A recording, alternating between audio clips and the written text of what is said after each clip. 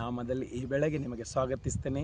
ಇವತ್ತಿನ ವಾಕ್ಯ ಕೀರ್ತನೆ 23ನೇ ಅಧ್ಯಾಯ 4ನೇ ವಾಕ್ಯದಲ್ಲಿ ಹೀಗೆ ಬರೆಯಲ್ಪಟ್ಟಿದೆ: ನಾನು ಕಾರ್ಗೊತ್ತನಲ್ಲಿ ಕಣಿವೆಯಲ್ಲಿ ನಡೆಯುವಾಗಲೂ ನೀನು ನನ್ನ ಹತ್ತಿರ ಇರೋದರಿಂದ ಯಾವ ಕೇಡಿಗೆ ಹೆದರುವೆನು, ನಿನ್ನ ದೊಣ್ಣೆಯು ನಿನ್ನ ಕೋಲವು ನನಗೆ ಧೈರ್ಯ ಕೊಡುತ್ತದೆ ಅಂತ ಅಲ್ಲಿ ಬರೆಯಲ್ಪಟ್ಟಿದೆ. ಪ್ರಿಯರೇ, ಅದು ವಾಕ್ಯ ಮಾತನಾಡ್ತಾ ಇದೆ ಮರಣದ ಅಂಧಕಾರ ಮತ್ತು ಅಂಧಕಾರದ ಬಗ್ಗೆ, ಕತ್ತಲೆಯ ಬಗ್ಗೆ. ಪ್ರಿಯರೇ, ಒಬ್ಬ ವ್ಯಕ್ತಿಯ ಜೀವಿತದಲ್ಲಿ ಅಂಧಕಾರ ಇದ್ದರೆ ಅವನಿಗೆ ಮುಂದಕ್ಕೆ ಹೋಗ್ಲಕ್ಕೆ ಆಗೋದಿಲ್ಲ. ಅವನ ಕುಟುಂಬದಲ್ಲಿ ಆ ಅಂಧಕಾರ ಇದ್ದರೆ ಅವನಿಗೆ ಮುಂದಕ್ಕೆ ಹೋಗ್ಲಕ್ಕೆ ಆಗೋದಿಲ್ಲ. ಅವನ ಸೇವೆಯಲ್ಲಿ ಅದು ಅಂಧಕಾರ ಇದ್ದರೆ ಆ ಸೇವೆ ಮುಂದೆ ಬೆಳೆಯೋಲ್ಲ. ಮತ್ತು ಅವನ ವ್ಯಾಪಾರ ಸ್ಥಳದಲ್ಲಿ ಅಂಧಕಾರ ಇದ್ದರೆ ಆ ವ್ಯಾಪಾರ ಬೆಳೆಯಲಕ್ಕೆ ಆಗೋದಿಲ್ಲ. ನಾನು ಮಾತನಾಡೋದು ಈ ಲೋಕದ ಅಂಧಕಾರ, ಅದು ಅಂಧಕಾರ ಶೈತಾನದ ಅಂಧಕಾರ ಅಂತ ನಾನು ಮಾತನಾಡ್ತಾ ಇದ್ದೇನೆ. ಈ ಅಂಧಕಾರ ನಮ್ಮ ಜೀವಿತದಲ್ಲಿ ಇದ್ದರೆ ನಾವು ಎಂದಿಗೂ ಯಶಸ್ಸನ್ನು ಕಂಡಲ್ಲ ಪ್ರಿಯರೇ. ಅದಕ್ಕೆ ಯೇಸು ಹೇಳ್ತಾ ಇದ್ದಾನೆ ಅಲ್ಲಿ, ನಾನು ಕಾರ್ಗೊತ್ತನಲ್ಲಿ ಕಣಿವೆನಲ್ಲಿ ಅಂತ.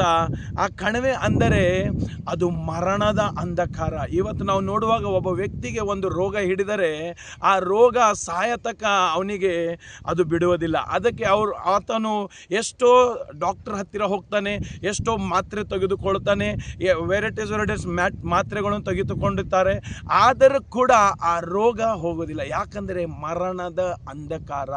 ಕಣಿವೆ ಅಂದರೆ ಮರಣದ ಅಂಧಕಾರದಲ್ಲಿ ಅವನು ನಡೆಯುವಾಗ ಆ ಮರಣ ಅಂಧಕಾರ ಅವನ ಸುತ್ತಮುತ್ತಲೂ ಅವನನ್ನು ಮರಣದ ವಿಚಾರವನ್ನು, ಯೋಚನೆಯನ್ನು ಬರುತ್ತದೆ ಮತ್ತು ಕತ್ತಲೆಯ ಭಾವನೆಯನ್ನು ಮತ್ತು ಭಯದ ಭಾವನೆಯನ್ನು ಬರುತ್ತದೆ. ಅದಕ್ಕೆ ಒಬ್ಬ ವ್ಯಕ್ತಿ ಮುಂದಕ್ಕೆ ಹೋಗಲಿಕ್ಕಾಗೋದಿಲ್ಲ. ಆ ಬೈಬಲ್ನಲ್ಲಿ ಆ ವಾಕ್ಯ ಬರೆಯಲ್ಪಟ್ಟಿದೆ, ನಾನು ಕಾರ್ಗೊತ್ತನಲ್ಲಿ ಕಣಿವೆಯಲ್ಲಿ ನಡೆಯುವಾಗಲೂ ನೀನು ಅಂದರೆ ಯೇಸು ನಮ್ಮ ಹತ್ತಿರ ಇರೋದರಿಂದ ನಾವು ಯಾವ ಕೇಡಿಗೆ ಹೆದರುವುದಿಲ್ಲ. ಯಾವ ಕೇಡಿ, ರೋಗದ ಕೇಡಿ ಇದಿರಬಹುದು, ಅದು ಮರಣದ ಅಂಧಕಾರ ಇದಿರಬಹುದು, ಎಂಥ ಕತ್ತಲು ನಿನ್ನ ಜೀವಿತದಲ್ಲಿ ಇದಿರಬಹುದು ನನಗೆ ಗೊತ್ತಿಲ್ಲ.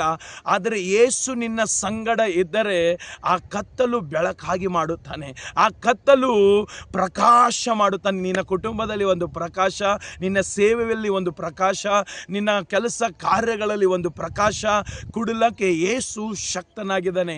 ಮತ್ತು ಯೇಸು ನಮ್ಮ ಹತ್ತಿರ ಇದರಿಂದ ಕೇಡಿಗೆ ಹೆದರುವೆನು.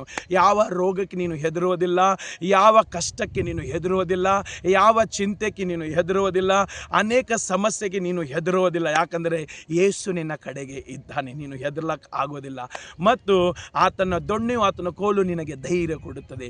ಯೇಸುವಿನ ವಾಕ್ಯ ನಿನಗೆ ಧೈರ್ಯ ಕೊಡುತ್ತದೆ. ಯೇಸುವಿನ ವಾಕ್ಯದಲ್ಲಿ ಅಷ್ಟು ಶಕ್ತಿ ಉಂಟು. ಅದು ನಿನ್ನ ಜೀವಿತ, ನಿನ್ನ ಕುಟುಂಬ, ನಿನ್ನ ಸೇವೆ, ನಿನ್ನ ವ್ಯಾಪಾರ, ನಿನ್ನ ಮಕ್ಕಳನ್ನು, ನಿನ್ನ ಎಲ್ಲವನ್ನು ಬದಲಾಯಿಸ್ಲಕ್ಕ ಯೇಸುವಿನ ವಾಕ್ಯ ಅದು ಬದಲಾಯಿಸ್ಲಕ್ಕ ಶಕ್ತಿ ಉಂಟು ಪ್ರಿಯರೇ. ಅದಕ್ಕೆ ನೀವು ಯಾರಾದರೂ ಇರ್ಬೋದು, ಎಲ್ಲಾದರೂ ಇರ್ಬೋದು, ಯಾವ ಸ್ಥಳದಲ್ಲಿ ಇದ್ದಿರ್ಬೋದು ನನಗೆ ಗೊತ್ತಿಲ್ಲ. ಆದರೆ ಈ ವಾಕ್ಯ ಹೇಳುತ್ತದೆ, ನಾನು ಕಾರ್ಗೊತ್ತನಲ್ಲಿ ಕಣಿವೆಯಲ್ಲಿ ನಡೆಯುವಾಗಲೂ ಯೇಸು ನನ್ನ ಹತ್ತಿರ ಇದರಿಂದ ಕೇಡಿಗೆ ಹೆದರುವುದೇನು ಅಂತ ಬರೆಯಲ್ಪಟ್ಟಿದೆ. ಪ್ರಿಯರೇ, ನೀನು ಎಂಥ ಅಂಧಕಾರದಲ್ಲಿ ಇದಿರ್ಬೋದು, ಮರಣದ ಅಂಧಕಾರದಲ್ಲಿ ಇದಿರ್ಬೋದು, ರೋಗದ ಅಂಧಕಾರದಲ್ಲಿ ಇದಿರ್ಬೋದು, ಅಂಧಕಾರನ ಓಡಿಸ್ಲಿಕ್ಕೆ ಯೇಸುವಿನ ವಾಕ್ಯ ಅಷ್ಟು ಶಕ್ತಿ ಉಳ್ಳದು.